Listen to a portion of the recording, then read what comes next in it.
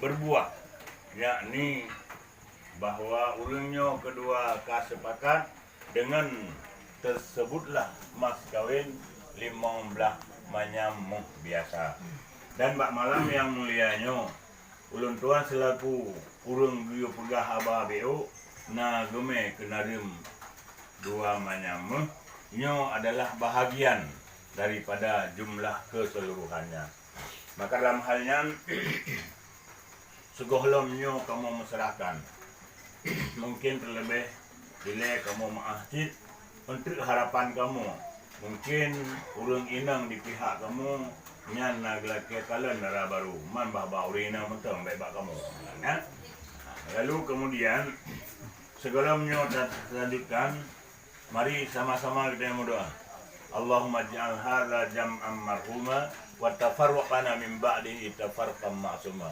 Pertemuan bak malam yang mulianya bujrohlah sampai dengan akhir hayat kedua calon lintu baru atau darah barunya.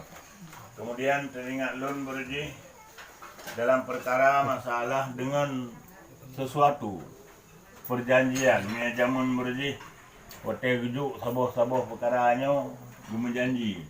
Manino mungkin na adat istiadat nyo tinggal lemurje ikun lerong tuha ba tajak-jak mentemeng situ kira tadu-adu atau cau kedima. Maino pudima riman-tima di leher berabo. Memurje bila mencari tu boleh menan. Ya maino ba tajak-jak mentemeng situ kira tadu-adu ada tak buka apa. Artinya mungkin na kekurangan di pihak kamu atau untuk sesuatu yang hendak kamu sampaikan yang inan kita buka habanya.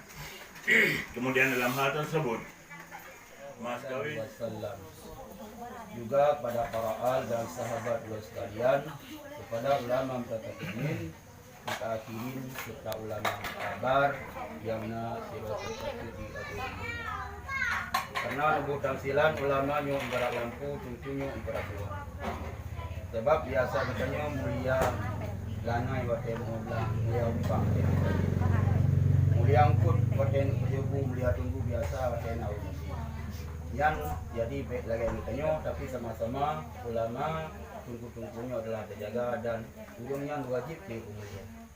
Koma dengan ayat kelih dan gurih dengan bandai ya mungkin tadi itu ini nasalah maaf lagi ya boleh lembah waktu nan ikut dan kekatahan Tuhan. Syukur alhamdulillah terus semangat kepada rusi kamu bersama mandum yang telah berhadir dekat kamu yang sangat mulianya. Maka dalam halnya salam takzim ikraman kamu terima sekali kepada Duku Uci dan 24 Tungku Imam Menasah dan 24 Dayah Berih dan Kampung Burunglo. Juga kepada tokoh-tokoh masyarakat Cerdik Pandai, kaum mak dan kaum ayah yang telah berhadir pada malam yang sangat mulianya. Guna tujuan hana lain adalah dalam hal kita sambung silaturahim. Karena Rasulullah berpegang malam yarhamu walam yarhamu, barang siapa mereka tidak kasih dan sayang mereka sama mereka, Allah pun tidak kasih dan sayang kepadanya. Salah satu bentuk kasih sayang adalah terjadilah silaturahim. Karena lagi ni pegang rampak di belang, rampak di langit berdabu bintang, rampak di belang urang semula.